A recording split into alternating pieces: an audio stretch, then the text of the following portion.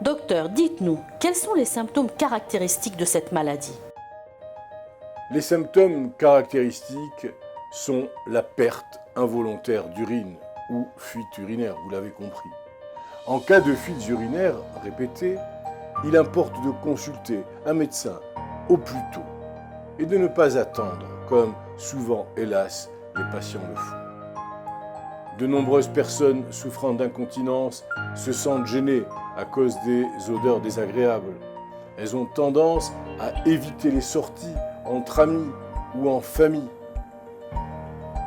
Cela peut conduire, hélas, à l'isolement et parfois à une dépression.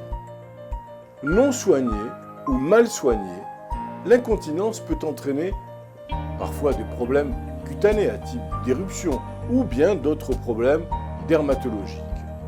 Si l'on ne traite pas l'incontinence par regorgement, elle peut entraîner une infection urinaire.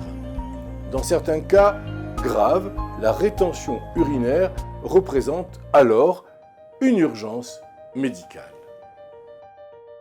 Comment établissez-vous le diagnostic de l'incontinence urinaire? Une évaluation par un médecin représente la première étape dans le diagnostic d'incontinence urinaire. Votre médecin révisera vos antécédents médicaux. Il vous fera subir un examen physique et des examens de laboratoire. Le médecin va vous poser des questions également pour déterminer si cette incontinence survient exclusivement la nuit ou bien si elle est diurne le jour ou alors si elle est nocturne et diurne. Quelle quantité d'urine s'écoule et quels sont les facteurs qui la déclenchent. On pourra et on devra vous demander de fournir la liste des médicaments que vous prenez et de tenir aussi parfois un journal mictionnel qui indique la quantité d'apport hydrique, le volume et le moment des mictions. Cette information aidera le médecin à déterminer les raisons possibles de votre incontinence.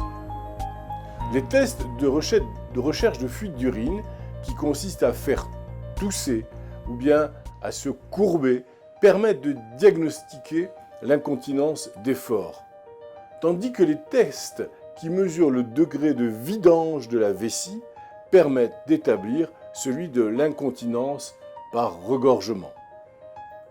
Dans certains cas, des tests plus approfondis de la vessie peuvent s'avérer nécessaires pour déterminer la cause exacte de l'incontinence. Il se peut également que votre médecin analyse votre urine ou votre sang pour déterminer si des problèmes comme le diabète ou la présence d'une infection pourraient provoquer l'incontinence.